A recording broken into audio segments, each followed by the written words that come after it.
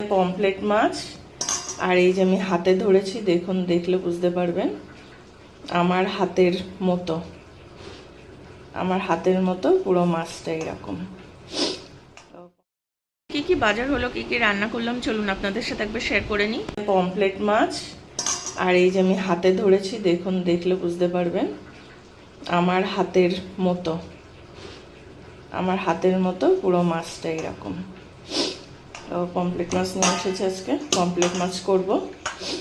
আর এদিকে কি মাছ নিয়ে এসেছে দেখি। পমফ্লেট মাছগুলো বেশ বড় বড় আছে। আর আমাদের এখানে কিন্তু 1200 টাকা 800 টাকা এরকম করে পমফ্লেট মাছ পাওয়া যায়। আর ছোট বড় অনুযায়ী দাম নেয় ওরা।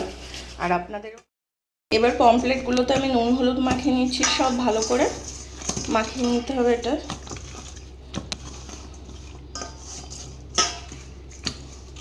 তেল বসিয়ে দিয়েছি, তেলটা ওদিকে গরম হচ্ছে। আর বড় মাছ তো একটু বেশি তেল লাগবে, দিয়ে ভাজতে হবে এগুলোকে, নাইলে হবে না। ভালো করে নুন হলুদটা মাখিয়ে নিচ্ছি এটাতে। এবার ভেজে ফেলবো মাছগুলোকে দিয়ে দিয়ে। নুন হলুদটা মাখাচ্ছি ওকে ভালো করে। এই যে মাখানো হয়ে গেছে। এবার এই কড়াতে আমি তেল গরম করতে দিয়ে দিয়েছি। তেলটা একটু গরম হলেই ছেড়ে দেবো ওর ভিতরে।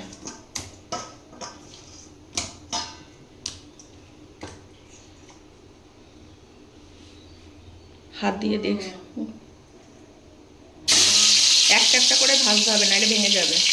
মাছগুলো সব লাল লাল করে ভেজে নিলাম ভালো করে।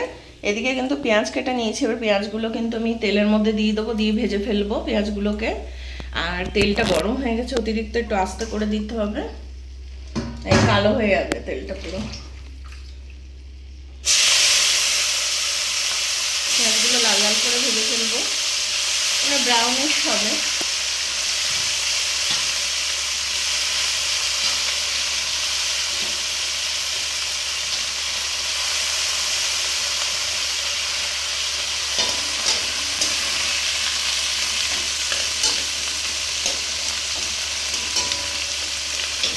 এর মধ্যে ফোড়নে কিন্তু আমি অল্প পাঁচফোড়ন দেবো। কালো জিরেটা যেহেতু নেই, একটু কালো জিরে দেখে দেখেই ফোড়নটা দেবো পাঁচফোড়নের। আগে পেঁয়াজটা ভেজে ফেলি খানিকটা, তারপর ফোড়নটা দেবো। ব্রাউনিশ করে ভাজা হয়ে গেছে, এর মধ্যে এবার একটু পাঁচফোড়ন দিয়ে দিচ্ছি আমি। পাঁচফোড়নটা দেবো, একটু কালো জিরে দেখে দেখে দিতে হবে।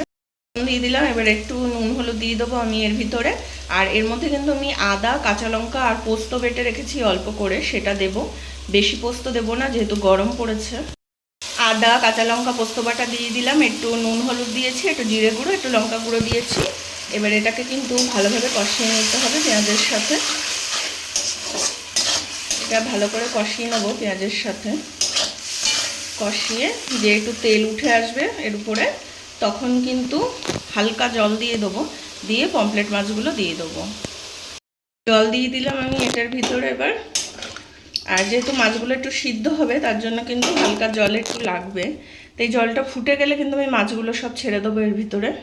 ঝোলটা কিন্তু ফুটে অনেকটা ঘন হয়ে গেছে, আমি এই সময় কিন্তু মাছগুলো সব দিয়ে দিলাম এর ভিতরে।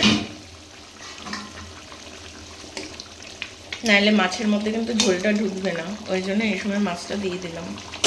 এবার আমি এটা ঢাকা দিয়ে দেবো আবার। এবার আস্তে আস্তে ফুটবে এটা।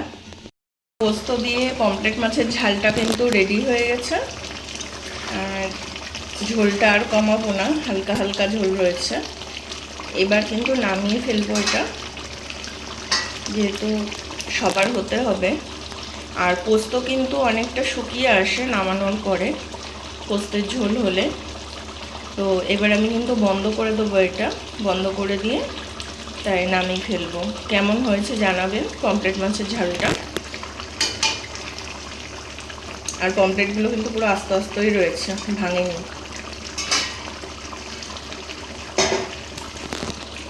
লাগলো ভিডিওটা অবশ্যই জানাবেন, ভালো লাগলে লাইক শেয়ার কমেন্ট আর সাবস্ক্রাইব করে সাথে থাকবেন, পাশে থাকবেন। আরও নতুন ভিডিও নেই, কালকে আবার চলে আসবো। আজকে তাহলে টাটা।